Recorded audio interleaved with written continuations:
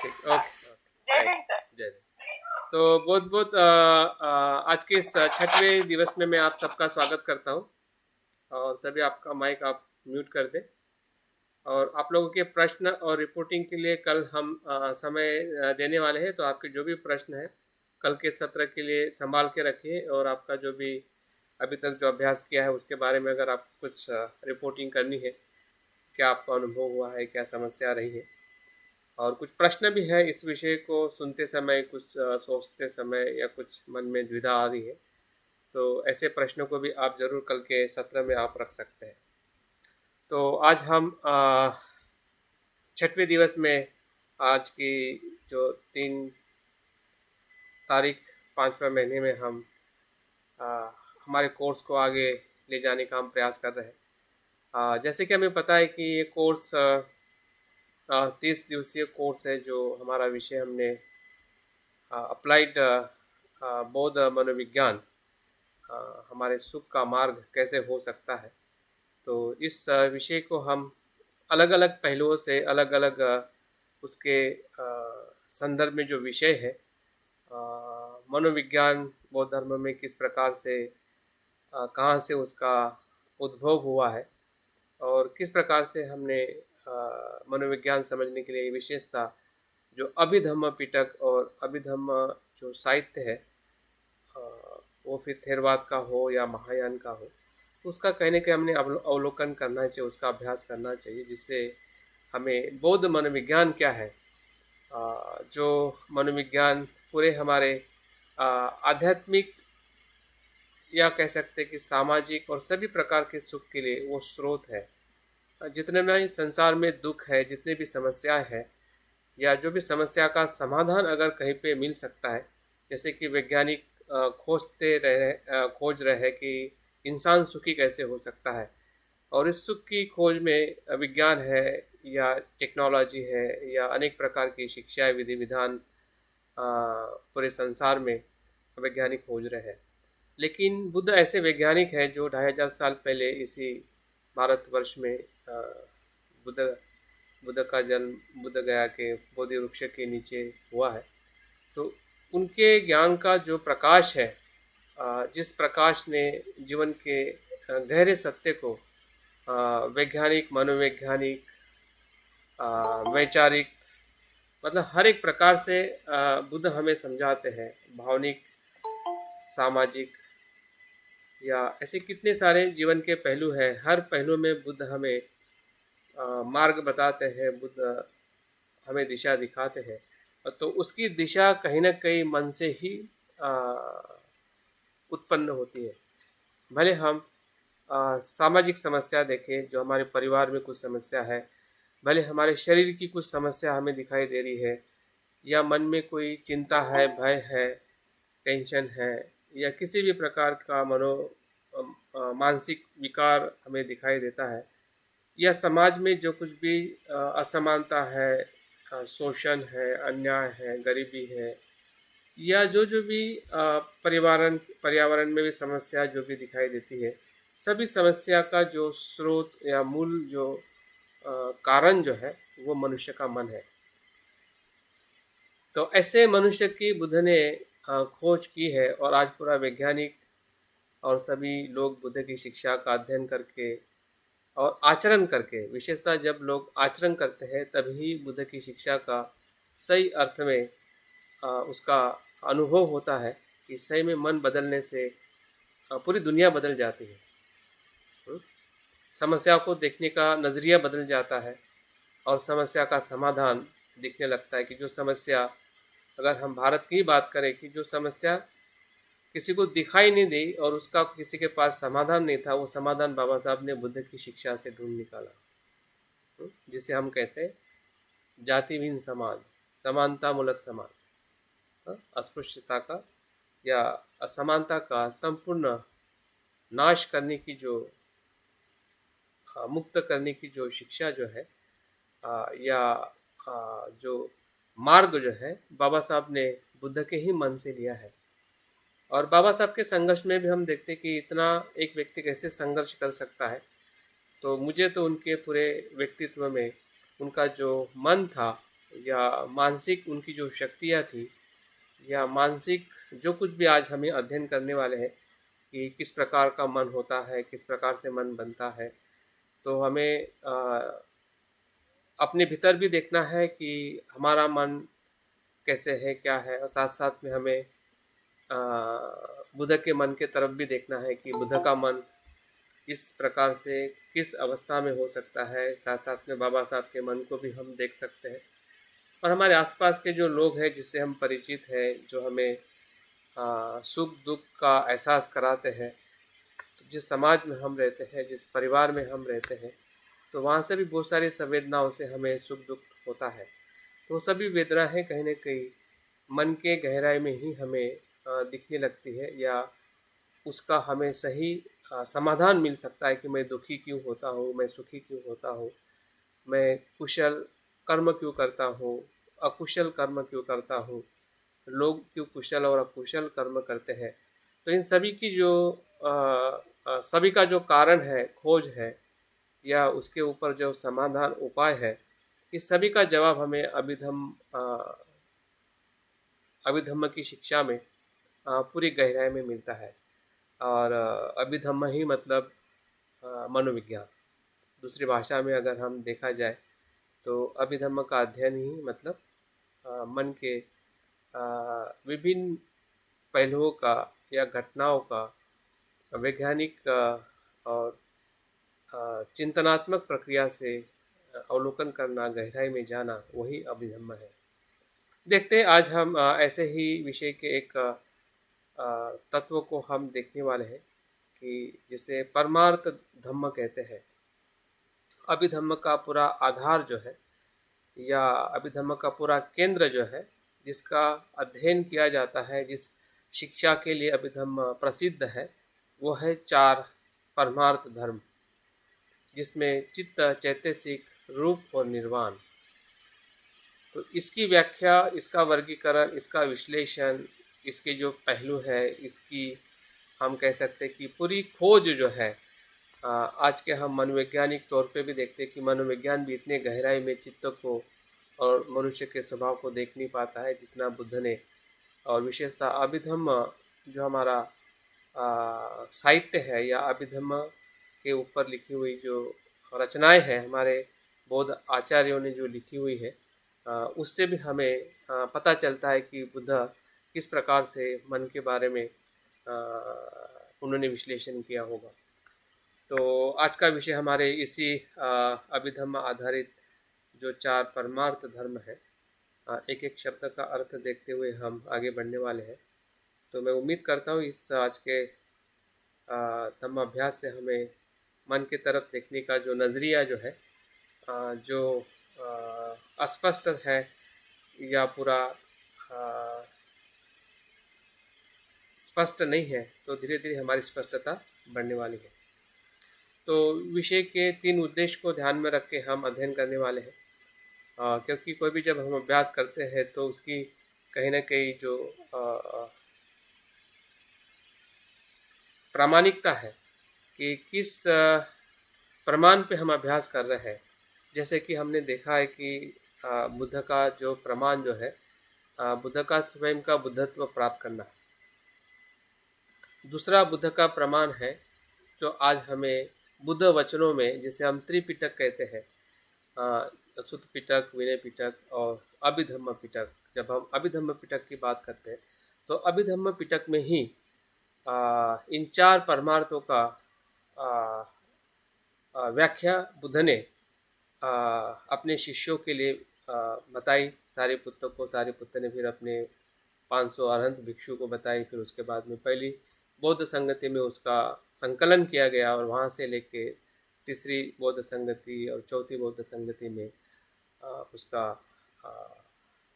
क्या कहते हैं कि लिखित स्वरूप में उसको स्थापित किया गया। तो ये सब परंपरा, ये सब प्रामाणिक है। ये कोई काल्पनिक नहीं है कि मैं बात कर रहा हूँ और एक घटना हुई थी, नहीं हुई थी। तो ऐसे द्विधा हमारे मन में नहीं होनी चाहिए।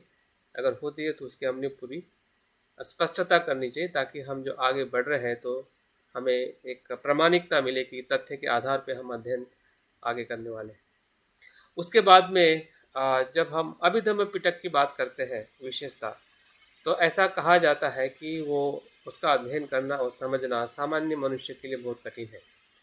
और इसी का ही ध्यान रखते हुए 5वीं शताब्दी से जो हमारे अट्ठकार जो है, जैसे कि बुद्धदत्त है, बुद्धघोष है, धर्मपाल है, तो ऐसे जो अट्ठकथाकारों ने त्रिपिटक की व्याख्या करके हमें समझाने का प्रयास किया है कि उस ग्रंथ में कैसे, क्या और क्यों लिखा है।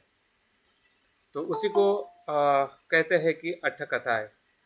उस अट्ठकथा के आधार पे भी हमारे बहुत सारे बौद्ध आचार्य हुए हैं कि जिन्होंने उसको और एक मैनुअल के रूप में, ताकि लोगों को और सहजता से समझ में आए कि अभिधम्म पिटक में किस विषय को किस प्रकार से बात की गई है।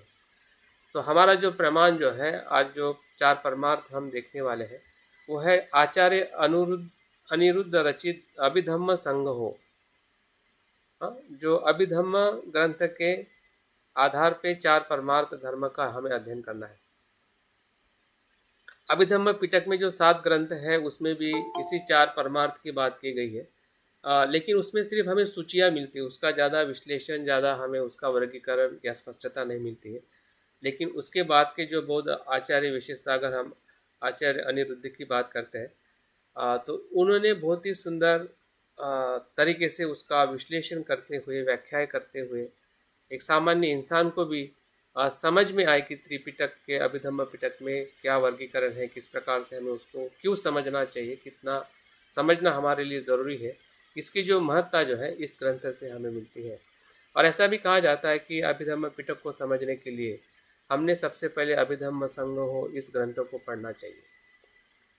और अगर हिंदी भाषा में इसका भाषांतरण आनंद कौशल्यान जी ने किया है, उसकी मेरी कॉपी मुझे पीडीएफ में मिली है, कल मैं आपको ग्रुप में शेयर करूंगा अगर आपके पास अवेलेबल नहीं है। लेकिन उस ग्रंथ को ज़रूर खरीदिए ताकि आप फिजिकली भी उसको पढ़ सकें, जो हिंदी भाषांतरण इसी ग्रंथ का आनंद कौशल्यान जी ने किया है। मराठी में भी विमल कीर्ति जी ने उसका भाषांतरण किया है, तो मराठी वाले को मराठी ग्रंथ से भी आप पढ़ सकते हैं, हिंदी और इंग्लिश में भी उसका ट्रांसलेशन हुआ है। तो इस ग्रंथ को थोड़ा हम देखेंगे, ज़्यादा उसका अध्ययन नहीं करेंगे, लेकिन उसके भीतर जो विषय जो है, जिस विषय से हम मनोविज्ञान को ज़्यादा से ज़्यादा हम अध्ययन करने वाले हैं, वहाँ पे हमारा ज़्यादा फोकस रहेगा या ज़्यादा उसके ऊपर हम चर्चा करने वाले हैं। दूसरा जो उद्देश्य है इस आज के विषय में हम देखने वाले हैं कि जैसे कि कुछ सुभाष जी ने प्रश्न किया था कि पुद्गल नैरात्मता क्या है, या धर्म नैरात्मता क्या है। धर्म की जो परिभाषा जो है बौद्ध धर्म में, वो अनेक अर्थों से बताई जाती है और जानी जाती है। तो ये भी एक हमारा मुद्दा है, क्योंकि इसमें 4 परमार्थ धर्म शब्द आया है। तो 4 मतलब 4 होता है, परमार्थ का मतलब हम देखने वाले हैं। लेकिन धर्म किस अर्थ से विशेषता अभिधम्म या पूरे बौद्ध दर्शन में हमने धर्म के शब्द को लेना चाहिए, समझना चाहिए। तो ये काफ़ी हमारे लिए संभ्रमित शब्द है। मर्यादित इस शब्दों को हम इस्तेमाल करते हैं जब हम धर्म कहते हैं, तो बौद्ध धर्म कहते हैं और बाकी अन्य धर्म। और दूसरा धर्म को हम देखते हैं कि बुद्ध का उपदेश, इस अर्थ से हम धर्म की परिभाषा करते हैं। लेकिन जो आज हम इसमें देखने वाले हैं, इसके बहुत सारे पहलू हैं, और उस पहलू को समझ के ही हम आगे जब हम 4 परमार्थ धर्मों को देखेंगे, उसकी समझदारी हमारे लिए और सरल हो सकती है। तीसरी बात हम देखने वाले हैं कि चित्त, चैतसिक, रूप और निर्वाण, यही 4 परमार्थ धर्म है जो अभिधम्म संघों में या अभिधम्म पिटक में या अभिधम्म साहित्य में, भले वो थेरवाद में थेरवाद की रचना हो या सर्वस्तिवाद की हो या योगाचार की हो, सभी अभिधम्म की रचनाओं में इन्हीं 4 विषयों का गहराई से अध्ययन और उसका विश्लेषण किया गया है। उसको भी हम आज संक्षिप्त में देखेंगे, और फिर इसके कंटिन्यूशन में हम उसको और अलग अलग हर एक शब्दों को चित्त के, चैतसिक के, रूप और निर्वाण के पहलू को हम देखने वाले हैं। तो इन 3 उद्देश्य को हमारा आज का जो व्याख्यान है या देशना है हाँ, हमें लाभ दे सकती है। तो देखते हैं सबसे पहले इस रचना का थोड़ा विश्लेषण मैंने यहाँ पे निकाला हुआ है। अगर आपको पढ़ने में नहीं आ रहा है तो चिंता ना करें, इसका पीडीएफ आपको भेजा जाएगा। सिर्फ उसके जो कुछ मुद्दे हैं उसको सुनकर समझने का प्रयास करें, क्योंकि मुझे भी अध्ययन करने से जो पता चला है हो सकता है कि आ, आपको तुरंत उतना पता समझ में नहीं आएगा, लेकिन उसकी जो एक रूपरेखा है सामान्य तौर पे हम जब कोई किताब देखते हैं, कोई किताब पढ़ते हैं तो उसमें कोई अध्ययन होता है या प्रकरण होते हैं, तो किस प्रकरण में क्या लिखा है, क्या उसका महत्व है, कब रचना की गई है, उसका संक्षिप्त विवरण इस स्लाइड में दिया हुआ है। तो ये जो ग्रंथ जो है, जिस ग्रंथ का आधार लेके हम 4 परमार्थ का अभ्यास करने वाले हैं, तो ये ग्रंथ कुल 9 अध्याय में या 9 प्रकरण में इसका विवेचन या वर्णन किया गया है। ये पहले जो 6 अध्याय जो है, पहले से लेके 6 तक, उसमें 4 परमार्थ चित्त, चैतसिक, रूप और निर्वाण का विश्लेषण या विस्तृत वर्णन किया गया है। जो पहले 6 प्रकरण में, जो 9 में से 6 प्रकरण, और बाकी जो 3 प्रकरण जो है उसका अभिधर्म का जो व्यवहारिक पक्ष जो है कि व्यवहार में कैसे उसको प्रैक्टिकल किया जाए, जैसे कि हमारे कर्म है, हमारा ध्यान है ना, तो किस प्रकार से होना चाहिए, उसके ऊपर कुछ और प्रकरण इसमें याद किए गए हैं। लेकिन इसका मुख्य जो विषय जो है वो है चित्त, चैतसिक, रूप और निर्वाण को उन्होंने इस पहले 6 अध्याय में वर्णन किया है। इसकी जो विशेषता अगर देखी जाए तो कुछ बातें संक्षिप्त में हमें थोड़ी समझनी है कि इसमें किस लिए ये ज़्यादा महत्वपूर्ण है। यानी कोई भी किताब ग्रंथ जब हम पढ़ते हैं, जैसे कि बुद्धायणी धम्मा पढ़ते हैं, तो हमें एक उसकी विशेषता समझ में आती है कि बाबा साहब ने एक सामाजिक या बुद्ध धम्म संघ को एक संक्षिप्त रूप में हमें हमारे सामने रखा है, और बहुत ही एक कह सकते हैं कि सिस्टमैटिक और सहजता से लोगों को समझ में आए, उस प्रकार से बाबा साहब ने ग्रंथ की रचना की है। तो अभिधम्म जो संघ जो ग्रंथ है उसकी भी रचना उसी प्रकार से की गई है, लेकिन इसके विषय के जो पहलू है वो पूरी तरह से पारमार्थिक है। और परमार्थ का भी क्या अर्थ होता है उसको भी हम आगे देखने वाले हैं। इसकी विशेषता में अगर देखा जाए कि इसमें 4 परमार्थ गिने गए हैं, जो व्यवहार सत्य से परमार्थ सत्य भिन्न होता है। अभी यहाँ पे ये शब्द जो आया है, 2 सत्य की बात हमें बौद्ध धर्म में जैसे कि 4 आर्य सत्य हमको सबको पता है, दुख का कारण, निरोध और निरोध का मार्ग। लेकिन इसको जब 2 सत्य में उसको अगर आप विभाजित करते हैं, 4 सत्य को अगर 2 सत्य में विभाजित करते हैं, तो वहाँ पे हमें एक व्यवहारिक सत्य मिलता है, एक परमार्थ सत्य मिलता है। तो व्यवहारिक सत्य के अंदर पहले जो 2 सत्य जो है, दुख और दुख का कारण, वो व्यवहारिक सत्य है, क्योंकि वो संसार के अस्तित्व को दिखाता है, संसार के अस्तित्व के होने का बोध कराता है, वो व्यवहारिक सत्य है। पारमार्थिक सत्य है कि जो निर्वाण की तरफ ले जाने का उद्देश्य और मार्ग दिखाता है, उसको पारमार्थिक सत्य कहते हैं। तो व्यवहारिक और पारमार्थिक सत्य जो है वो एक दूसरे से भिन्न है, क्योंकि एक संसार में हम संसार में कैसे आते हैं, संसार में कैसे रहते हैं, संसार में हम क्यों दुखी है, उसकी बात करता है। और दूसरा जो परमार्थ जो सत्य है कि दुख से मुक्त होकर निर्वाण को कैसे प्राप्त किया जाए, उसकी बात करता है। तो इन दोनों सत्य को इस 4 सत्य में या 4 परमार्थ धर्म में उसको हम देख सकते हैं। जैसे कि चित्त, चैतसिक, रूप जो है और जो निर्वाण जो है, अगर इसको भी हम 2 सत्य में अगर इसको विभाजित करते हैं, हाँ, तो जो लोकोत्तर सत्य है या संसारिक सत्य जो है, हाँ, इसमें भी उसको विभाजन किया जा सकता है। लेकिन यहाँ पे हमें सिर्फ अभी इतना ही देखना है कि ये जो ग्रंथ जो है ये परमार्थ सत्य की बात करता है, जिसमें 4 सत्य को इसमें बताया गया है, जिसमें चित्त, विज्ञान, मन,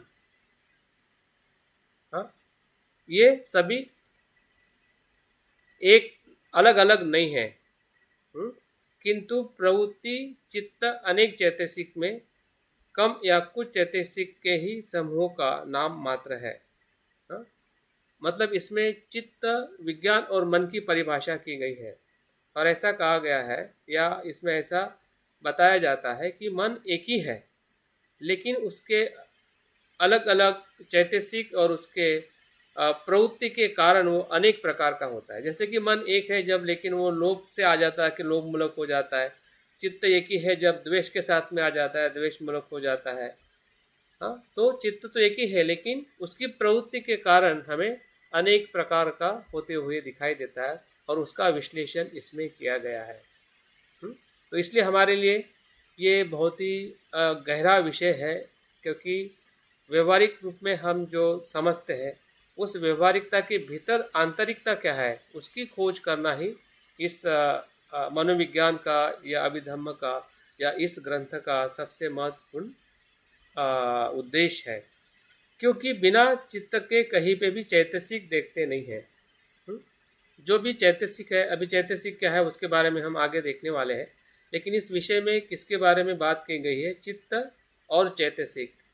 चैतसिक भी चित्त के सिवा अस्तित्व में नहीं होते। मतलब चित्त और चैतसिक का संबंध इस ग्रंथ में बताया गया है। दोनों भी अभिन्न है, वो एक दूसरे से अलग नहीं है। उस दोनों में ऐसी कोई हम रेखा खींच नहीं सकते हैं कि ये चित्त यहाँ से यहाँ तक है और ये चैतसिक यहाँ से यहाँ तक है। हाँ, जैसे कि उदाहरण के तौर पे अगर हम देखते हैं कि नदी और नदी का किनारा, नदी का प्रवाह, नदी का किनारा, तो नदी का किनारा जो है, हाँ, वो किनारा है इसलिए प्रवाह है। तो जहाँ चित्त है वहाँ पे चैतसिक है, जहाँ पे चैतसिक है वहाँ पे चित्त है। अगर सामान्य भाषा में अगर उसका हम अर्थ निकालें, चित्त को हम मन कहते हैं सामान्य भाषा में, और चैतसिक को हम विचार कहते हैं, या मन में उत्पन्न होने वाली घटनाओं को हम चैतसिक कहते हैं। तो इस अर्थ से भी हमें इसमें पूरा अध्ययन करने को मिलने वाला है। हाँ, और इसकी मतलब जैसे कि 1 से 6 तक इसी के बारे में इसमें पूरा वर्णन किया हुआ है, और फिर 7 अध्याय जो है उसमें जो इस ग्रंथ में जो भी शब्दों का इस्तेमाल किया गया है उसकी शब्द सूची उसमें दी गई है। 8वें अध्याय के अंदर जो धर्म निर्माण होता है उसका प्रतीत्य समुत्पाद के अर्थ में उसका अभ्यास किया गया है, कि जो भी धर्म निर्माण होता है वो कैसे प्रतीत्य समुत्पन्न है, या प्रतीत्य समुत्पाद के नियम का इसमें वर्णन किया गया है। और 9वें अध्याय के अंदर जो योग प्रणाली है या ध्यान साधना का वर्णन किया गया है। एकंदरित ये ग्रंथ का संक्षिप्त अगर रूप देखा जाए, जो पहले 6 अध्याय जो है उसमें पूरी तरह से हमें 4 परमार्थ के बारे में विश्लेषण, वर्गीकरण किया गया है।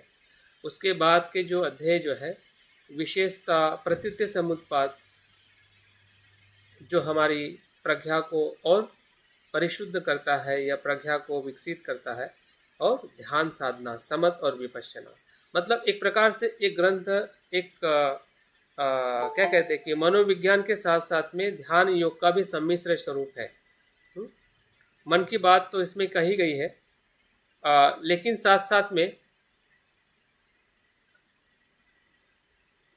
में वहाँ पर पूरी जो उसका जो व्यवहारिक पक्ष है कि मन को कैसे जैसे मन को कैसे देखा जाए, कौन सा ध्यान करने से किस प्रकार का मन निर्माण हो सकता है, किस प्रकार के चैतसिक ध्यान में आते हैं। जैसे कि हम आगे जब उसका अध्ययन करेंगे तो हमें उसकी सभी की जानकारी है। कुछ जानकारी हमारे पास में पहले से ही है, जो हमने पहले कहने की अपने अभ्यास में अध्ययन की है।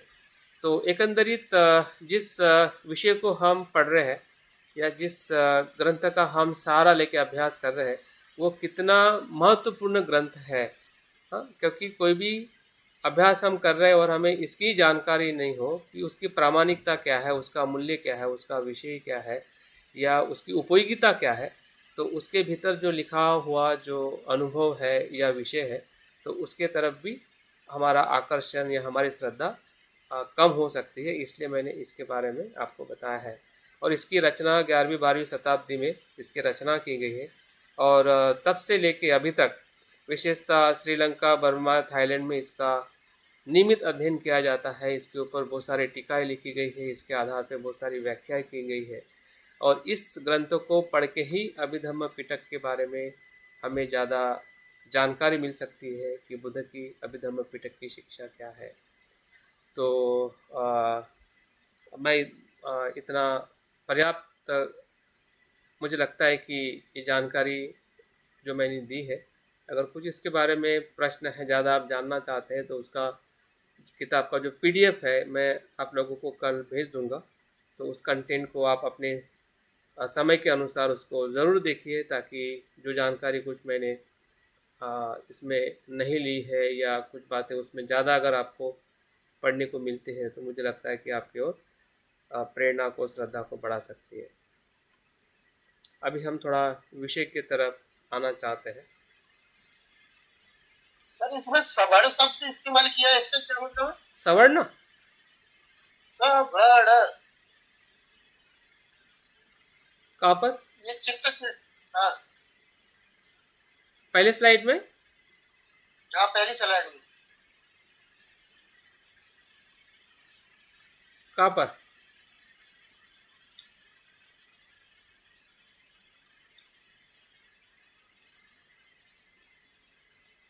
ये चित्त, विज्ञान, मन, ये सवर्ण ही नाना है। हाँ, वो कुछ नाना नहीं। हाँ, किंतु प्रवृत्ति चित्त अनेक चैतसिक में से कम या कुछ चैतसिकों के ही समूह का नाम है। हाँ, ये जो शब्द हाँ, जो, हाँ, वो शब्द जो लिया हुआ है ना, वो मुझे लगता है कि जो उसको फ़ॉन्ट मैंने चेंज किया, उसमें उसका वो शब्द बदल गया है। हाँ, तो चित्त, विज्ञान और मन, यह होगा वो। ये नाना नहीं है, नाना मतलब अनेक नहीं है। यह सवर्ण सवर्ण ही नाना है। वो अंडरलाइन भी किया है ना आपने, रेड से। सवर्ण, सवर्ण, सवर्ण। हाँ, नहीं नहीं, शब्द मुझे लगता है कि यहाँ पे जो मेरे पास शब्द जो है वो इसमें चेंज हो गया है। जब मैं उसको चेंज किया होगा ना, फ़ॉन्ट चेंज किया, उसके वजह से वो चेंज हुआ है। ठीक है, लेकिन उसका सीधा और सरल मतलब ये है कि तीनों शब्द जो है वो अलग अलग दिखाई देते हैं, लेकिन अलग अलग नहीं है। अच्छा। हाँ, उसका कहने का मतलब यही है कि चित्त, विज्ञान और मन अलग अलग शब्द है, लेकिन वो अलग अलग नहीं है। लेकिन जब चित्त और चैतसिक की जो कुछ प्रवृत्तियां है, उससे वो अलग हो जाता है। जब हम चित्त देखेंगे, जैसे कामावचर चित्त होगा, लोभ का चित्त होगा, तो लोभ मूलक चित्त हो जाएगा, मन हो जाएगा। अगर ध्यान का होगा तो ध्यान मूलक चित्त हो जाएगा, है ना। तो जैसा उसकी प्रवृत्ति उसके साथ में आ जाती है, कामचंद आ जाएगा, मन में द्वेष आ जाएगा, तो वो उसके हिसाब से चित्त वैसा बन जाता है। ठीक है, तो उसको हमें ऐसा भी देखना है कि वो एक है, ठीक है, उसके मूल स्वरूप में। लेकिन जब प्रवृत्ति में आता है, उसके अलग अलग जो प्रवृत्तियां होती है, उससे वो अनेक प्रकार का हो सकता है, होता है। उसका विश्लेषण इसमें किया गया है। अभी जब हम आगे देखेंगे तो कैसा वो होता है, उसके बारे में भी हमें जानकारी मिलेगी। तो पहला जो सवाल जो है अपने आप ही समाप्त हो जाएगा, क्योंकि अगले इसमें हमें उसका जवाब मिलने वाला है। ठीक है, अगर जवाब नहीं मिलता है तो प्रश्न जरूर बना के रखिए, तो कल उसके ऊपर ही हम चर्चा करेंगे।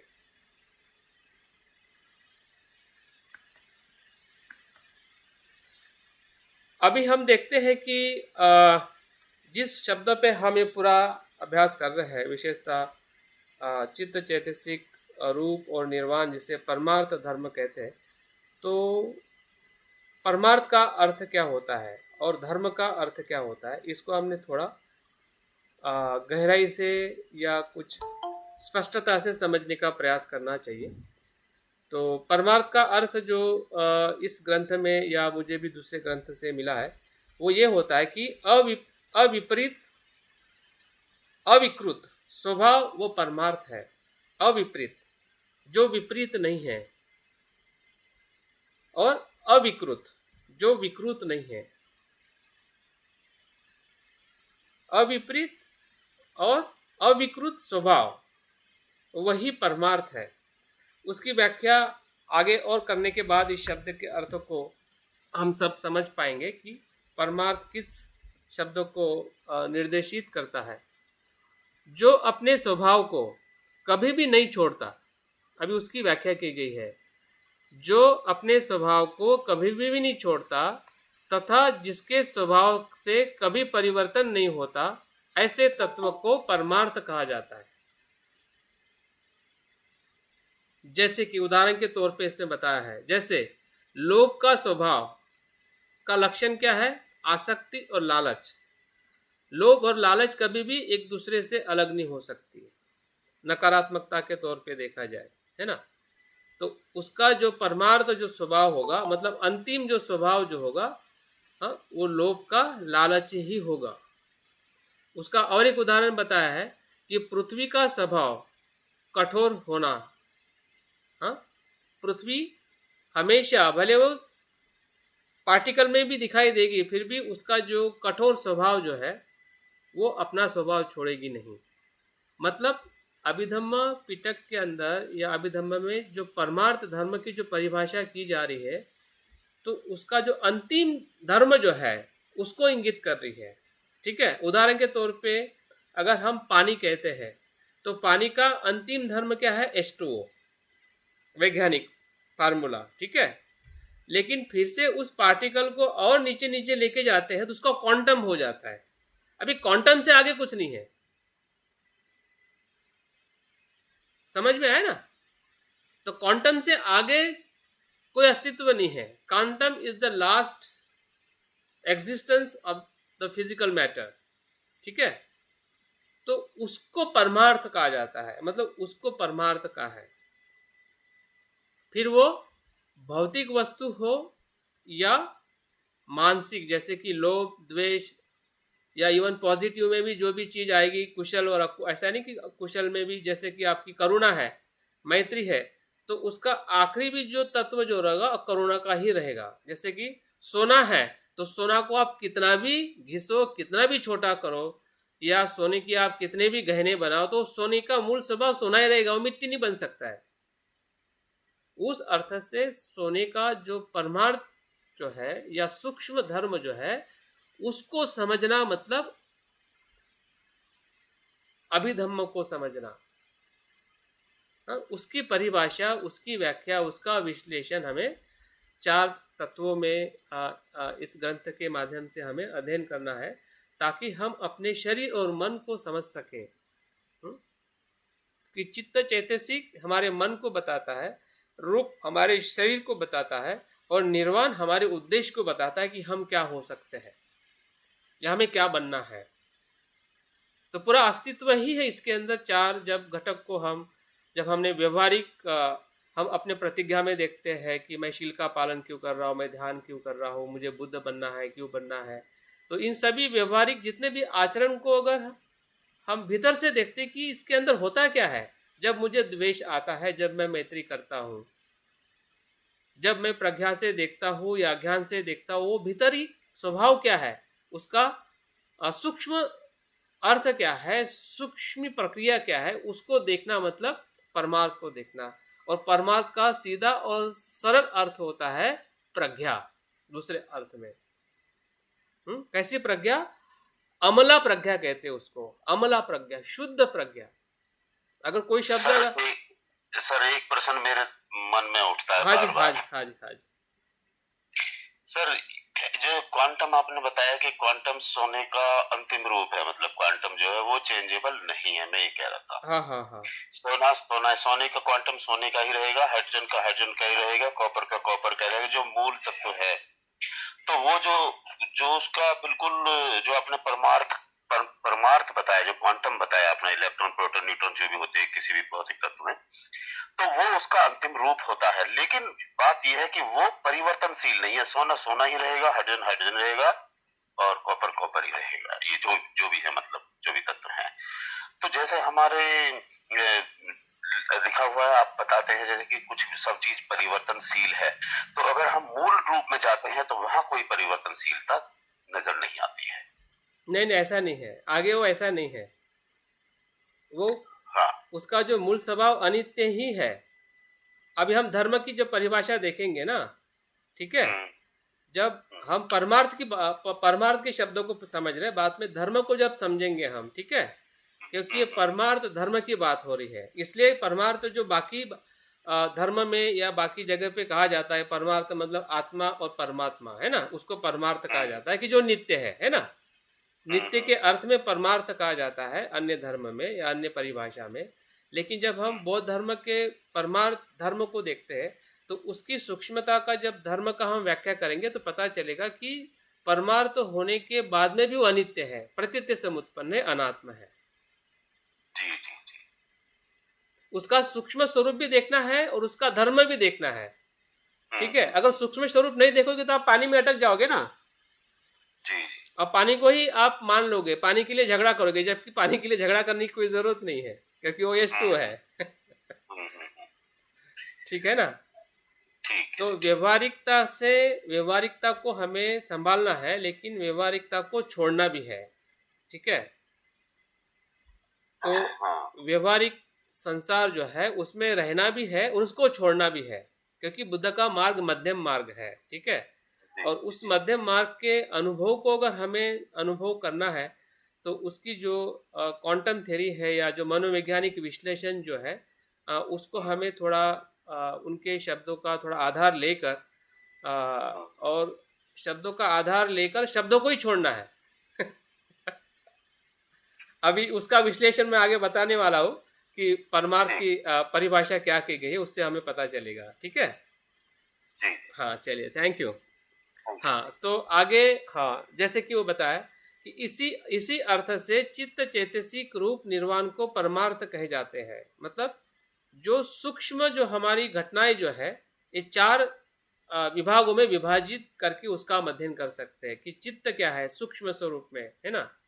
जैसे कि बुद्ध ने कहा कि मनोपुब्बंगा धम्मा, अभी सभी धर्म मन से उत्पन्न होता है, ठीक है। तो मन की गहराई को समझना या उसके सूक्ष्मता को समझना जरूरी है ना, तभी तो हमें उस शब्द के गहराई को हम समझ पाएंगे कि बुद्ध ऐसा चित्त के बारे में क्या कह रहे हैं, है ना। अगर उसका हम गहन अध्ययन नहीं करेंगे तो हमें लगेगा कि हाँ चित्त है, मन है, हाँ, लेकिन वो उसकी जो गहरी अनुभूति हमें हो नहीं पाएगी। तो इस विषय से हमें उसके बारे में थोड़ा हम ज़्यादा समझ सकते हैं। आगे कहते हैं कि देव मनुष्य आदि संज्ञा विपरीत स्वभाव वाली है। अभी यहाँ पे हमें ये उदाहरण मिला है, इस उदाहरण से हमें आगे इस परमार्थ शब्द का अर्थ समझ में आएगा कि देव मनुष्य आदि संज्ञा विपरीत स्वभाव की है। अभी यहाँ पे उसका अर्थ क्या है, उसके मूल स्वभाव में विकार उत्पन्न होता है। उसके मूल स्वभाव में विकार उत्पन्न होता है। केवल परमार्थ धर्म का भी अपने मूल स्वभाव विरुद्ध में नहीं होता है। जो परमार्थ धर्म जो है, जो कि चित्त चैतसिक, उसके अपने मूल स्वभाव के विरुद्ध में नहीं होता है। और वो भी कैसे नहीं होता है, जब उसको हम प्रज्ञा से देखते हैं तब। और इसलिए परमार्थ को अमला प्रज्ञा का स्वभाव कहा जाता है। प्रज्ञा का वो स्वभाव है जिसे परम कहते हैं, हाँ, प्रधान कहते हैं, उत्तम कहते हैं। उस अर्थ से परमार्थ बौद्ध धर्म में शब्द इस्तेमाल किया गया है, जबकि अन्य धर्म में परमार्थ आत्मा, परमात्मा और अन्य नित्यता को लेके उसका अर्थ गठन किया गया है।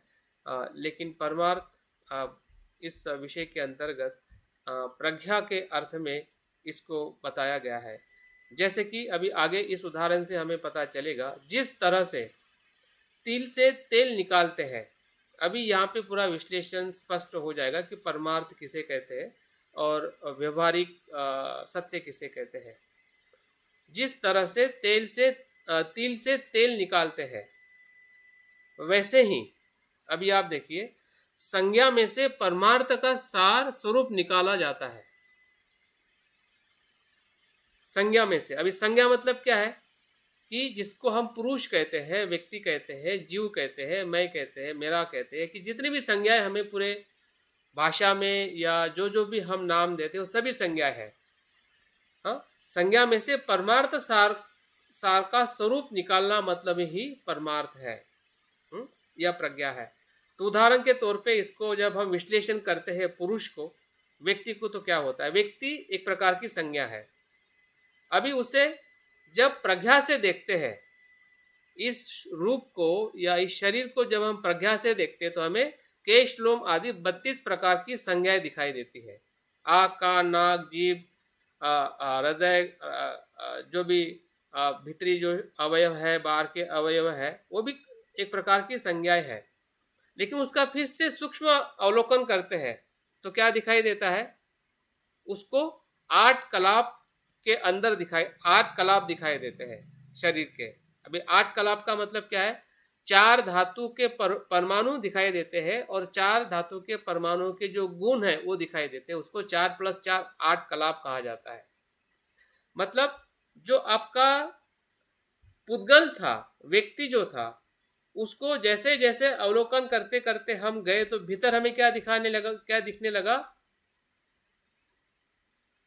8 प्रकार के परमाणु दिखने लगे, जिसमें पृथ्वी, आप, तेज, और पृथ्वी का जो जड़ता का स्वभाव है, या पानी का तरलता का स्वभाव है, अग्नि का उष्णता का है, वायु का गति का है, उन 4 गुणों के साथ 4 तत्व मतलब 8 कलाप या 8 अंगों से हमारा शरीर या पुद्गल या शरीर है, ये हमें सूक्ष्म वर्णन हमें दिखने लगता है या सूक्ष्म अनुभव होने लगता है, क्योंकि प्रज्ञा से उसको हम देखते हैं। उस अर्थ से हमारा शरीर को देखने का जो नजरिया जो है वो कैसे है? परमार्थ को हम देख रहे हैं। जिसको हम व्यवहारिक रूप में, जिसको हम पुद्गल, पुरुष या व्यक्ति कहते थे, वो व्यक्ति क्या है? रूप स्कंद है ना, जो 8 कलापों से बना है, और उसी के भीतर नाम स्कंद है, वो परमार्थ है। तो रूप स्कंद और नाम स्कंद जो है, जिसे हम पंच स्कंद कहते हैं, हाँ, और व्यवहारिक रूप में उसी को हम पुरुष कहते हैं। अब इसमें 2 दर्शन इसमें स्पष्ट हो जाते कि व्यवहारिक रूप में उसे हम पुरुष कहते हैं, जीव कहते हैं, व्यक्ति कहते हैं, तो वो व्यवहारिक ज्ञान हुआ या व्यवहारिक दर्शन हुआ। लेकिन उसी व्यक्ति को जब हम उसका विश्लेषण करते हैं, शरीर और मन का, उनकी वेदनाओं का, उनकी संज्ञाओं का, तो हमें रूप स्कंद और नाम स्कंद जो मिलता है वही परमार्थ है। परमार्थ है मतलब प्रज्ञा से उसको देखना ही परमार्थ है। उसके मूल स्वभाव में देखना, हाँ, मतलब उसको अविकृत होके नहीं, अविकृत होके नहीं, विकृत होके नहीं, उसके मूल स्वभाव में देखना ही परमार्थ को देखना है, या परमार्थ का अनुभव कह सकते हैं, या परमार्थ का दर्शन कह सकते हैं। जो हमें व्यक्ति, जिस प्रकार से एक हमने उदाहरण लिया है, तो उसी प्रकार से, जैसे कि मैंने पानी का उदाहरण बताया, हाँ, आप कोई भी उदाहरण ले, आपका मोबाइल उदाहरण ले सकते हैं, आपका लैपटॉप है, आपका जो कुछ भी है, जो भी, जिसको भी आप लैपटॉप कहते हैं, मोबाइल कहते हैं, घर कहते हैं, पति कहते हैं, पत्नी कहते हैं, बच्चे कहते हैं, सभी संज्ञाएं हैं। उदाहरण के जितना आप लिस्ट बनाओ सभी संज्ञा है, जिसे कॉग्निशन कहते हैं, है ना, या परसेप्शन कहते हैं। पूरा संसार ही संज्ञा से भरा हुआ है। जहाँ वेदना है वहां पे संज्ञा उत्पन्न होती है, और सभी संज्ञाओं का जो सूक्ष्म स्वरूप को देखना मतलब परमार्थ को देखना संक्षिप्त में। और परमार्थ हमें इसे ही पंचस्कंद को देखने से ही हमें दिखने लगेगा या समझने लगेगा। तो वही परमार्थ को हमें इस विषय के अंतर्गत, फिर वो चित्त का हो या चैतसिक का हो, या क्या कहते हैं कि निर्वाण का हो, रूप का हो, तो उसके सूक्ष्म स्वरूप को देखना मतलब परमार्थ को देखना है। और इसको, सर, यस उदयवीर जी। इस शब्द को सर अभी तक ऐसे भी जाना था, परमार्थ को के जनहित के रूप में ऐसा सुनते आए हैं। इससे कुछ लिंक है, कुछ दूसरों के हित के लिए ऐसे हाँ काम हाँ, ये करते रहते। शब्द मैं भी सुनते ऐसे ही आ रहा हूँ। तो परमार्थ मतलब लोक कल्याण है, या जो अन्य धर्म में उसको ईश्वर को साधना है, ईश्वर की साधना है ना। तो उस अर्थ से भी देखा जाता है। लेकिन यहाँ पे जो परमार्थ जो शब्द जो है प्रज्ञा के साथ में जुड़ा हुआ है। हाँ, कि चीज़ों को यथार्थ रूप में, सूक्ष्म रूप में, या उसके मूल स्वरूप में देखने को, या उसके स्वभाव को जानने को परमार्थ कहा गया है। जिससे संसार के प्रति जो हमारी आसक्ति है वो परमार्थ को नहीं देखने की वजह से ही है। जैसे हम परमार्थ से संसार को देखते हैं, प्रज्ञा से देखते हैं, तो आसक्ति अपने आप वहाँ पे परिवर्तित हो जाती है, क्योंकि चीज़ें हमें जैसी है वैसी दिखने लगती है। इसलिए उसको आखिरी के दो शब्दों में बताया गया है कि सामान्य प्रज्ञावान जो लोग हैं, जैसे कि आप, हम सभी, या कभी कभी हम थोड़े और प्रज्ञावान होते हैं तो थोड़ा दूसरे प्रकार में आ सकते हैं, जिसे पृथक जन कहते हैं, है ना। परमार्थों को देख नहीं सकते। यहाँ पे अभी बहुत ही स्पष्ट कंपेरिजन हम देख सकते हैं कि कौन देखता है और कौन नहीं देखता है ना। तो उससे हमें इसकी जो गहराई जो है, जैसे कि वैज्ञानिक जो है वो लेबोरेटरी में जाके पार्टिकल्स है, बहुत सारी चीज़ों को देखता है, हम नहीं देख सकते हैं क्योंकि हमारे पास में वो संसाधन नहीं है। वैसे ही अगर हम वैज्ञानिक साधन से देखने की बात करें, या मन के गहराई में प्रज्ञा से देखने की बात करें, तो हमारे लिए एक उदाहरण हमें समझने आने में काफ़ी सरल हो सकता है, ताकि हम इस बात को स्पष्टता से समझ सके। सामान्य प्रज्ञावान जो लोग हैं, जो पृथक जन जो है, परमार्थ को देख नहीं सकते, क्योंकि अभी यहाँ पे बताया, क्योंकि परमार्थ धर्म जो है द्रव्य, संस्थान आदि संज्ञा से ग्रसित होता है। हम सिर्फ संज्ञा से ही देख सकते हैं। जो पृथक जन सर अज्ञान आदमी को हाँ हाँ कहते हैं ना। हाँ, सामान्य प्रज्ञावान लोग जो है, जैसे कि विद्वान, सामान्य लोग में से भी जो विद्वान भी लोग जो है, इवन साइंटिस्ट लोग भी जो है, वो सिर्फ संज्ञा को ही देख पाते हैं। संज्ञा के ऊपर जो द्रव्य जो है या संस्थान है, उसी से वो ग्रसित रहते हैं। संज्ञा को पकड़ के ही उसकी व्याख्या की जाती है। उसके भीतर जो संज्ञा के पार जो सत्यता जो है, सूक्ष्मता जो है, हाँ, वो देखने की जो उनकी क्षमता है, जो विकसित कर रहे हैं, तो उनकी विकसित तो हो ही रही है। ऐसा नहीं है कि विकसित होने वाली वस्तु नहीं विकसित होती है। लेकिन सामान्य तौर पे अगर हम नहीं समझ रहे, सपोज अगर हमें कुछ समझ में नहीं आ रहा है कि ये क्या है, तो इसका मतलब ये है कि हम सिर्फ संज्ञा से ही सब चीज़ को देख रहे हैं। इवन हमारा आचरण भी जो है संज्ञा को जानकर ही हम आचरण कर रहे हैं। उस संज्ञा के भीतर जाकर जो आचरण करने की जो प्रक्रिया जो है, वो कहीं ना कहीं हमें करने के लिए विषय को उस प्रकार से हमें देखना पड़ेगा, या जानने के लिए हमें प्रयास करना पड़ेगा कि जो अभिधम्म में उसका अध्ययन करके हमें बताया गया है। प्रज्ञावान जो व्यक्ति जो होता है, जिसे अरहंत कहते हैं, या श्रोतापन्न की अवस्था से अरहंत की अवस्था तक के जो लोग हैं, हाँ, वो संज्ञा के साथ साथ, यहाँ पे देखिए, वो संज्ञा को भी जानता है अच्छी तरह से। ऐसा नहीं कि वो संज्ञा को नकारता है, उसको समझ मूर्ख होता है, ऐसा नहीं है। हाँ, वो संज्ञा को पूरी तरह से जानता है, संज्ञा के ज्ञान को वो जानता है, लेकिन साथ साथ में वो परमार्थ धर्म जो है, उसके भीतर जो चित्त, चैतसिक और रूप और निर्वाण जो है, उसको भी देखता है। उसके धर्म को भी वो पूरी तरह से जानता है कि चित्त, चैतसिक और जो रूप है और निर्वाण है, उसका भी उसे बोध होता है। तो ये जो बोध होना ही एक प्रकार से परमार्थ धर्म है। तो मुझे लगता है कि हमारा जो मनोविज्ञान को देखने का जो उद्देश्य जो है, सामान्य मनुष्य में से, जैसे कि हम व्यवहारिक तौर पे हम अक्सर कहते हैं कि मुझे बुद्ध होना है, या बुद्धत्व को प्राप्त करना है या सामान्य मनुष्य से असामान्य मनुष्य को प्राप्त करना है, तो ये सभी बातें इसी के साथ जुड़ी हुई है। अगर हमें समझ में आ रहा है, जो हम व्यवहारिक तौर पे हम बात करते हैं कि मेरे परिणाम शरणगमन को सत्य शरणगमन की तरफ ले जाने के लिए प्रयास कर रहा हूँ, या आध्यात्मिक मृत्यु से आध्यात्मिक जन्म की तरफ मुझे जाने का प्रयास कर रहा है, अगर वो हमें समझ में आ रहा है, तो निश्चित ही उसके पीछे का जो साइकोलॉजी जो है ये है, अगर हम चाह रहे हैं और उधर हमारा जाने का एक मन बन चुका है, तो उस मन के पीछे जो सत्यता को जानने की जो प्रक्रिया जो ये है, अगर ये हम जानेंगे धीरे धीरे, तो जो व्यवहारिक रूप में हम कुछ भी सोच रहे हैं कर रहे हैं, तो उसकी गहराई और डबल हो जाएगी। जो हम शील का पालन कर रहे हैं, हम शीलवान हैं, लेकिन शील के पीछे का मनोविज्ञान भी पता चल जाए,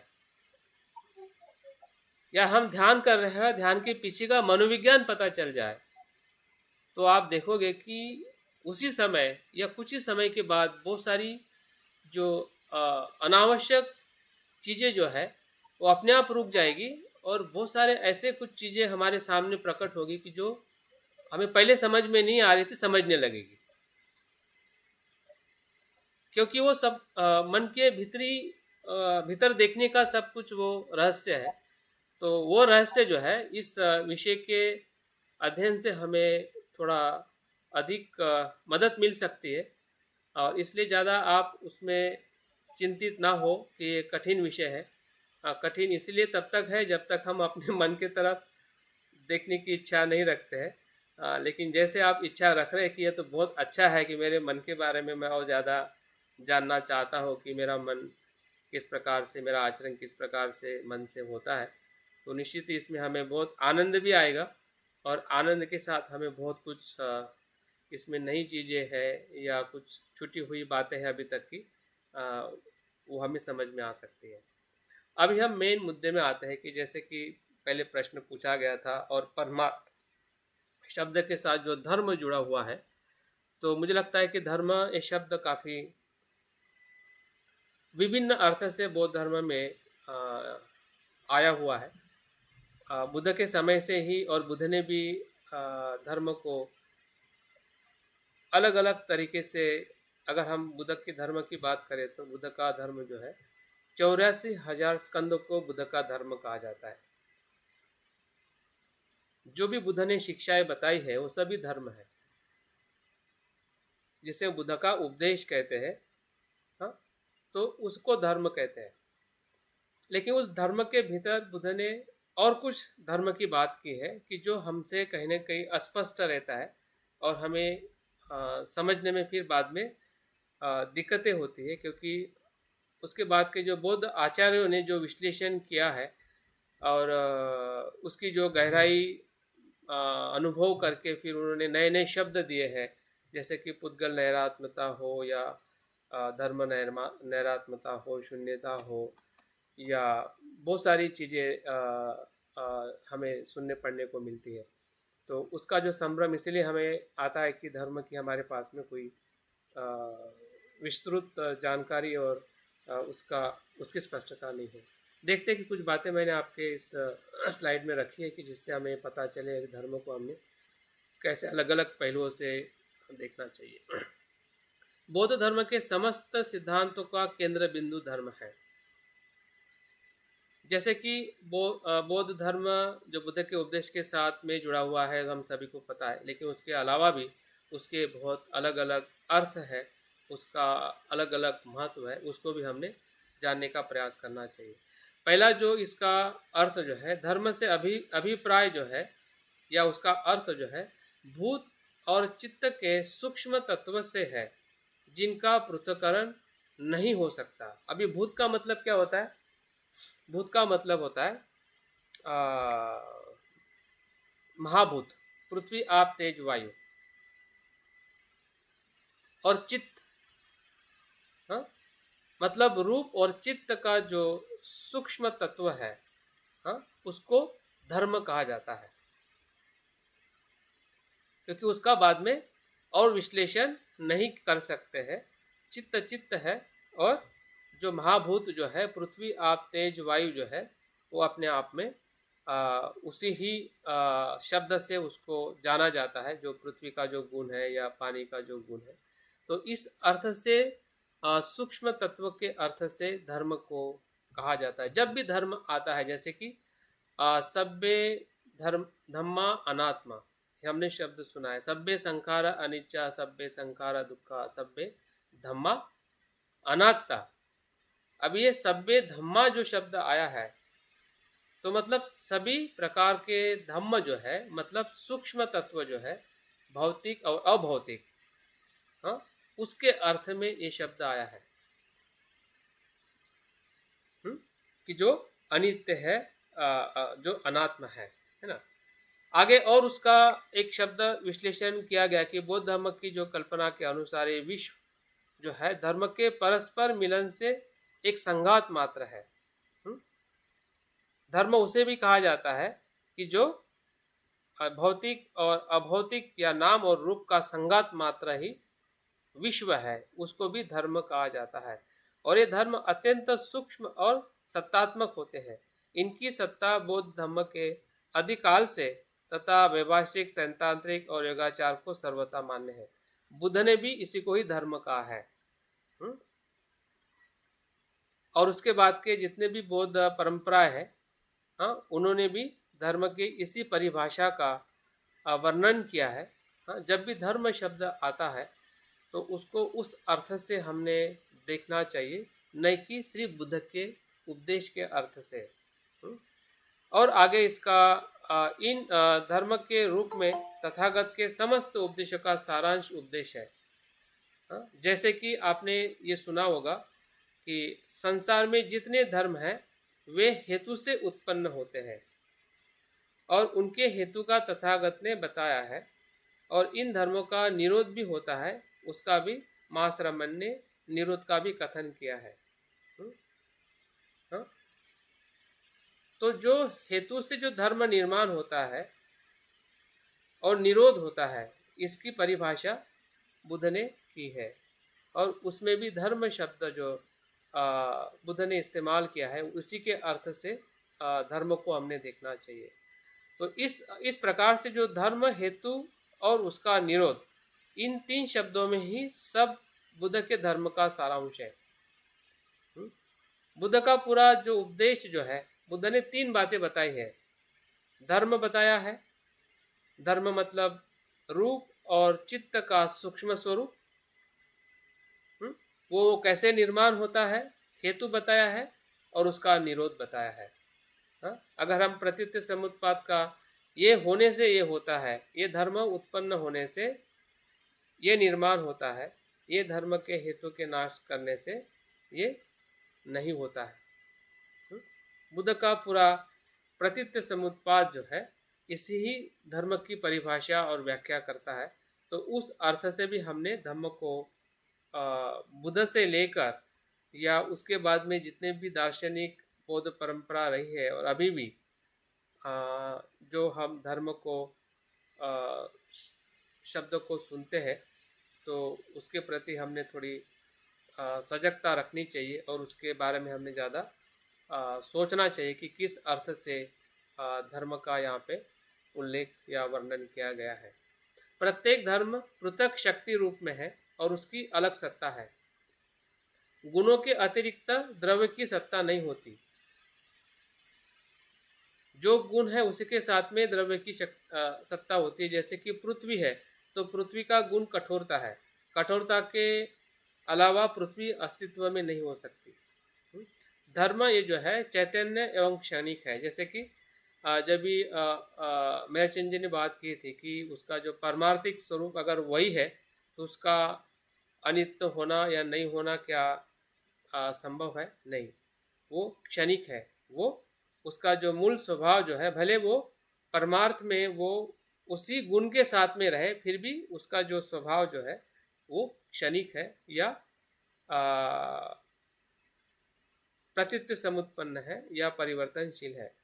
धर्म परस्पर मिलकर नवीन वस्तु का उत्पादन करते हैं। अकेला कोई भी धर्म वस्तु का उत्पादन नहीं कर सकता।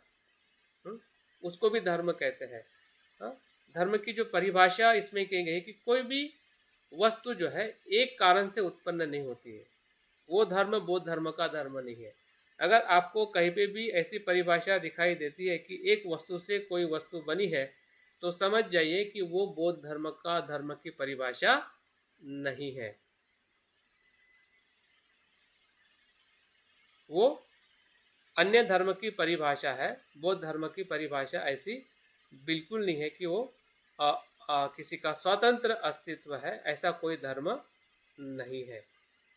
धर्म के परस्पर व्यापार से जो कार्य उत्पन्न होता है वो कार्य कारण नियम का वशवर्ती होता है, यही प्रतीति समुत्पाद है।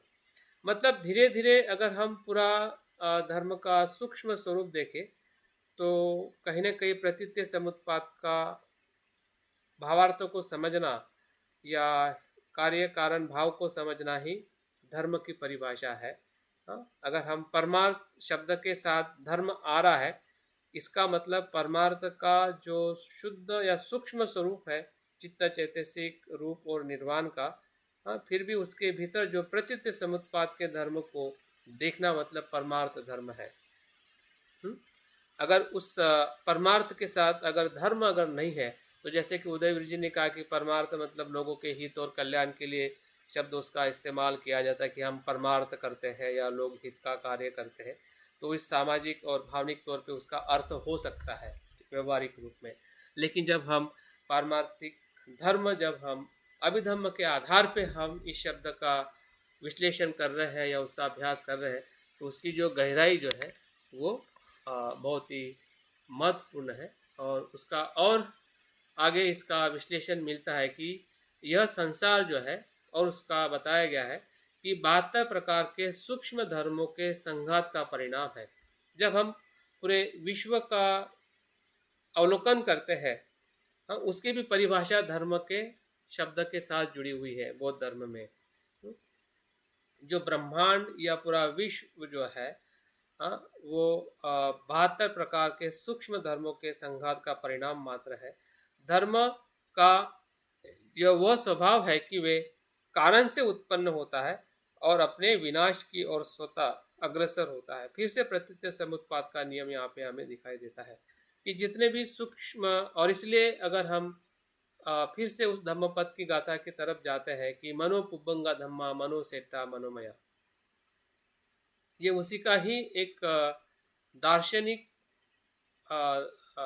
दार्शनिक अनुभव है कि जो बुद्ध ने उसमें हमें व्यवहारिक तौर पे धम्मपद को गाथा में बताया है कि मनो पुब्बंगा धम्मा मतलब यही है कि सभी धर्म जो है, फिर वो धर्म मानसिक हो या भौतिक हो या अंदर के हो या बाहर के हो, भूतकाल हो, वर्तमान हो या भविष्य हो, सभी जो धर्म जो है या अस्तित्व जो है वो सभी संघात मात्र है, वो कारणों से ही उत्पन्न होता है और अपने विनाश की ओर स्वतः ही अग्रसर होता है, क्योंकि वो अनित्य है। अनित्य होने के लिए किसी और कारण की जरूरत नहीं है, क्योंकि उसका स्वयं का धर्म ही है परिवर्तन, प्रवाहित या अनित्य होना। आगे और धर्म को अलग पहलू से हम देख सकते हैं कि अविद्या तथा प्रज्ञा परस्पर विरोधी धर्म है। इस अर्थ से भी धर्म को बताया गया है और उसकी परिभाषा की गई है कि अविद्या के कारण जगत के प्रवाह को गति मिलती है, क्योंकि हम संसार में बार बार अविद्या के कारण आते हैं, और प्रज्ञा जो धर्म जो है इस प्रवाह को अवरोध करता है, रोकता है, वो भी एक धर्म है। इस अर्थ से भी धर्म को हमने देखना चाहिए, समझना चाहिए, ताकि हमारी जो संभ्रमता जो है उससे हम दूर हो सके। और आगे धर्म को 4 भागों में विभाजित किया जाता है, जैसे कि चंचल अवस्था दुख है, चंचल अवस्था का कारण दुख समुदाय है, जैसे कि 4 आर्य सत्य, परम शांति की दशा दुख निरोध है, और शांति का मार्ग आर्यष्टांगिक मार्ग है। इस अर्थ से भी धर्म का विभाजन किया जाता है कि जो बुद्ध का पहला उपदेश है, जिसे हम धम्मचक्र प्रवर्तन सुत्त कहते हैं, तो उस अर्थ से भी धर्म का अर्थ है। और इस जगत की प्रक्रिया का चरम अवसान जो है या चरण बिंदु जो है वो निरोध है। जिसे हम निर्वाण कहते हैं, ऐसा कहते हैं कि वो अंतिम छोर है संसार का, वो अंतिम किनारा है। हम एक किनारे पे है जहाँ पे हम पैदा हुए हैं संसार में, और दूसरा किनारा जो है हमारा कि जहाँ पे हमें सुख और शांति का अनुभव हम ले सकते हैं, जिसे हम निर्वाण कहते हैं। तो इस अर्थ से पूरे धर्म के तथ्य को देखने के लिए जो एक सूत्र रूप में जो शब्दों को एक सूत्र में अगर एक एक शब्द में अगर याद करना है, तो धर्म क्या है? धर्मता है, नैरात्मता है, क्षणिक है, संस्कृत संस्कृत तत्व है, प्रतीत से उत्पन्न है, शास्त्रव है, अनाश्रव है, संक्लेश है, व्यवधान है, दुख निरोध है, संसार है, निर्वाण है। तो ये जो शब्द जो है उसी शब्दों का ये संपूर्ण विश्लेषण है, जिसमें हम धर्म की जो विविधता जो है या धर्म की जो विभिन्न पहलू है उसको हम देख सकते हैं। और अगर हम परमार्थ और धर्म को अगर समझते हैं तो आगे का जो वर्गीकरण जो है वो हमें समझने के लिए और मददगार हो सकता है। क्योंकि अगर हम जब हम चित्त चैतसिक और बाकी चीज़ों को जब हम देखने वाले हैं, लेकिन उसकी जो कनेक्टिविटी है या वो कहाँ से आया हुआ है, अगर हमें परमार्थ पता नहीं चलेगा, धर्म पता नहीं चलेगा, तो फिर हमें चित्त चैतसिक भी समझ में नहीं आएगा, क्योंकि हम किसकी बात कर रहे हैं और उसका क्या स्वभाव है, उसका क्या लक्षण है जिसके ऊपर हम अभ्यास करने वाले हैं। तो इसलिए हमें उसके बारे में थोड़ी जानकारी देना और रखना बहुत ज़रूरी है। तो धर्मों का वर्गीकरण दो प्रकार से किया जाता है। अभी तक हमने परमार्थ को देखा, धर्म को देखा, अभी थोड़ा वर्गीकरण देखते हैं ताकि हमें आगे का जो चित्त चैतसिक किस वर्गीकरण में आते हैं या किस विषय का संदर्भ है या किस विषय के साथ में जुड़ा हुआ है, उससे हमें और ज़्यादा स्पष्टता आ सकती है। तो धर्म का वर्गीकरण दो प्रकार से किया जाता है। पहला है विषयगत और दूसरा है विषयगत। विषयगत मतलब सब्जेक्टिव। सब्जेक्टिव मतलब खुद के बारे में धर्म क्या है, स्वयं हम क्या है। तो उसके अंदर हमें सभी को पता है, पंचस्कंद को उसमें आता है जो 12 आयतन जो है, जो हमारे 6 इंद्रिय 6 विषय को 12 आयतन कहते हैं। और अष्ट धातु मतलब 18 धातु जो है उसमें जब और 6 विज्ञान जुड़ जाते हैं तो उसको 8 8 16 8 8 8 12 और 8 18 हो जाता है। तो अष्ट धातु मतलब 18 प्रकार के धातु से हमारा अस्तित्व बना है। मतलब पंचस्कंदों को जैसा हम ब्रेक करते हैं तो 12 आयतन दिखाई देते हैं। हमारे 6 इंद्रिय और 6 विषय को आयतन कहा है कहते हैं। उसका थोड़ा और विश्लेषण किया जाता है पंचस्कंद का और 12 आयतन का, तो हमें 18 धातु दिखाई देते हैं। जो 18 धातु के अंदर 6 इंद्रिय, 6 हमारे विषय और 6 विज्ञान। ये शाब्दिक रूप पे आपको याद रखना है। और वैसे भी आप आँखों के सामने भी देखोगे कि इंद्रिय आपके पास में है, इंद्रिय के साथ में विषय होता है, उससे विज्ञान निर्माण होता है, चक्षु से चक्षु विज्ञान होता है, स्रोत से स्रोत विज्ञान होता है, घ्राण से घ्राण, जीवा से जीवा, त्वचा से त्वचा और मन से मनोविज्ञान निर्माण होता है। तो इसको 18 प्रकार के धातु में उसको वर्गीकरण किया जाता है। तो इस प्रकार से ये जो तीनों प्रकार के जो धर्म जो है वो व्यक्तिगत है, जिसे विषयगत धर्म कहते हैं, जिसका हमें अभ्यास काफ़ी बार हो चुका है। और हमारा अभी जो अभ्यास करने का जो विषय जो है वो विषयगत धर्मों का अभ्यास करना है। मतलब जो जैसे कि किसी ने प्रश्न किया था कि पुद्गल क्या है। ये पुद्गल मतलब विषयगत धर्म है, ठीक है। और विषयगत धर्म मतलब क्या है? धर्म है।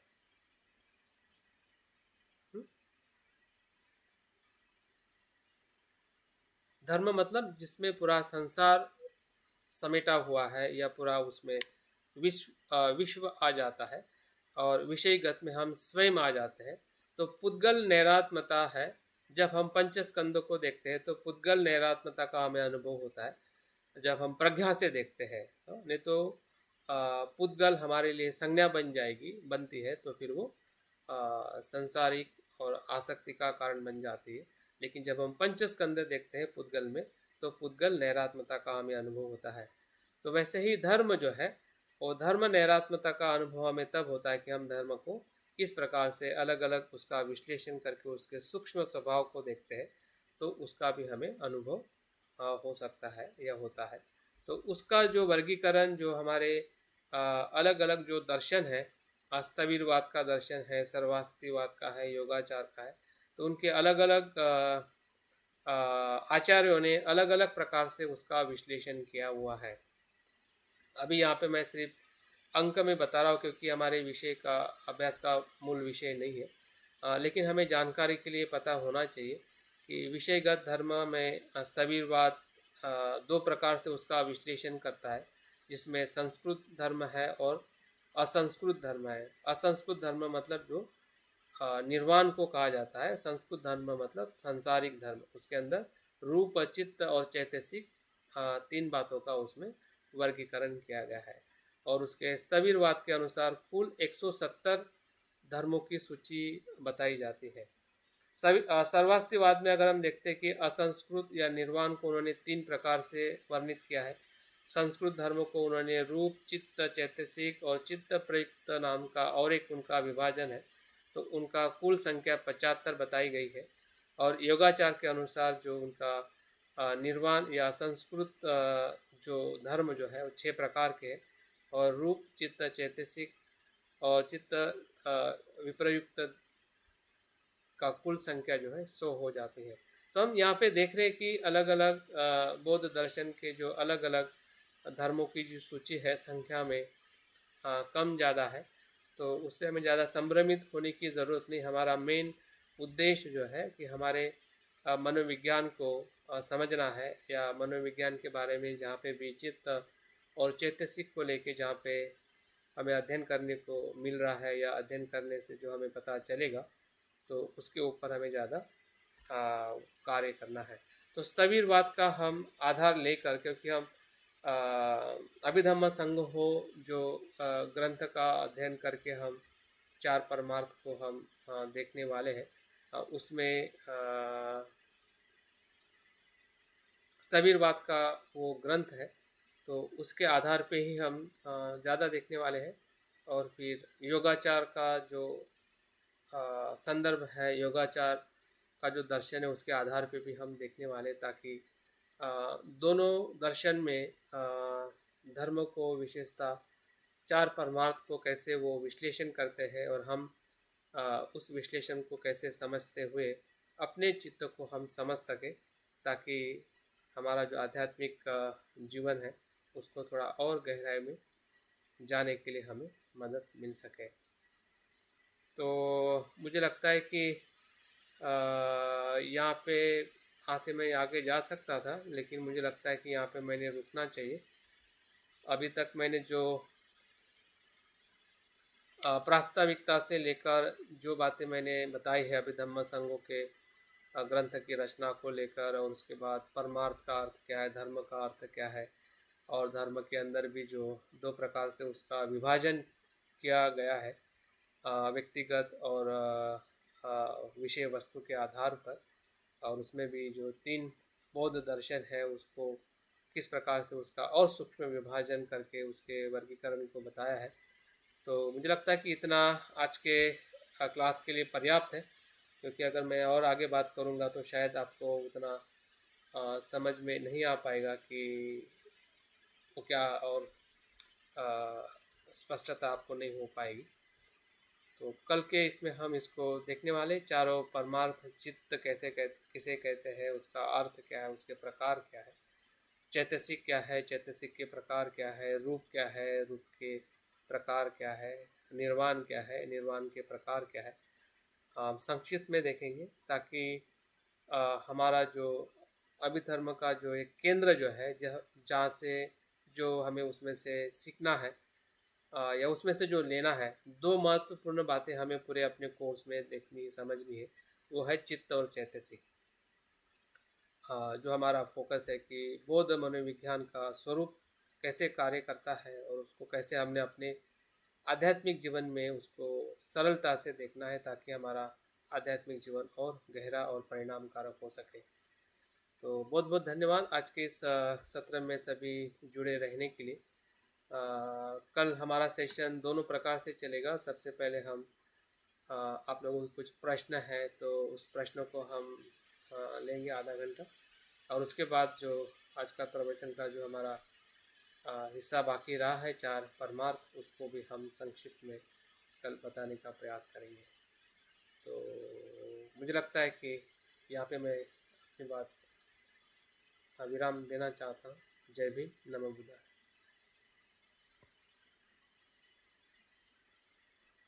अगर कुछ इसके ऊपर प्रश्न है या कुछ अस्पष्टता है तो उसके ऊपर हम थोड़ी बात कर सकते हैं।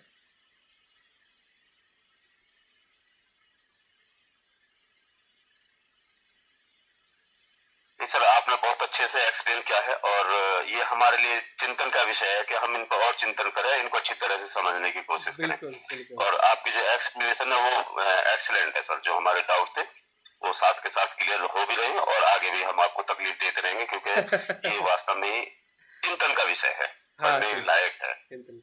मैं शुरू में जैसे आपने 2 शब्द ये आए थे परमार्थ, और वो मैं थोड़ा कंफ्यूज था। लेकिन अब मैं इस परमार्थ शब्द से बहुत clear, very clear, I am very clear. मैं भी कंफ्यूज था शुरुआत में, जब मैं इस शब्दों को पढ़ता था तो कोई सही में शब्द हमारा है या नहीं है। लेकिन जब उसके अर्थ को मैंने देखा और जाना कि शब्द से हमें शब्द तो शब्द होता है, लेकिन उसकी जो गहराई और व्याख्या और उद्देश्य जो है वो हमारे लिए महत्वपूर्ण है। उदयवीर जी ने भी बड़ा सही प्रश्न उठाया, क्योंकि परमार्थ तो लिखी रहती है, परमार्थ प्याऊ लिखी रहती है, परमार्थ कोई धर्मशाला लिखी होती है। तो परमार्थ का मतलब हम अभी तक यही समझते थे कि परमार्थ का मतलब है किसी दूसरे की सेवा करना, है नहीं? ऐसा कुछ हमें लगता था। लेकिन परमार्थ जो शब्द है धम्म में, जो बौद्ध में है, वो बहुत ही गहरा है, डीप है, बहुत ज्यादा डीप है। मतलब एक प्रकार की प्रज्ञा के अर्थ से है, सीधा सीधा। जी जी जी जी जी, बिल्कुल सर। प्रज्ञा को जानना ही परमार्थ है, बस। जी जी सर, थैंक यू सर, बहुत बहुत शुक्रिया सर। आप हमारा मार्गदर्शन कर रहे हैं सर, उसके लिए बहुत बहुत धन्यवाद, बहुत बहुत साधुवाद सर। बहुत बहुत पुण्यनुमोदन सर आपका। हाँ विषय थोड़ा क्या कहते हैं, टेक्निकल विषय है। महर्षि जी को पता है कि एनवायरमेंट साइंस का चीज़ों को अगर साइंटिफिकली बताना थोड़ा कठिन हो जाता है। जी जी सर। तो ये भी हमारा एनवायरमेंट है, स्वभाव को समझना है, भीतरी स्वभाव को। जी जी सर। तो थोड़ा गहराई से देखना पड़ेगा, लेकिन सरल है। ऐसा देखा तो जाए तो वो सरल है, क्योंकि हमारा मन।